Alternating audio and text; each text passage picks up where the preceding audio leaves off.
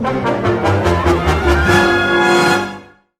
am beyond thrilled, beyond honored, beyond blessed to be here. It blows my mind that our little animated film from 37 years ago when I started working with the company has transitioned in that I'm standing on this blue carpet. It's very surreal. It really is. It just makes me think of Howard and our cast and how proud I am just to be part of this film and part of our story. And I'm so thrilled that Rob Marshall captured our beautiful animated film into this transition of this live action retelling. And Hallie and all of the cast, absolutely perfect. They're absolutely perfect. I think to fall in love with Ariel again, to just know what this character is, and this telling gives us even more of her story.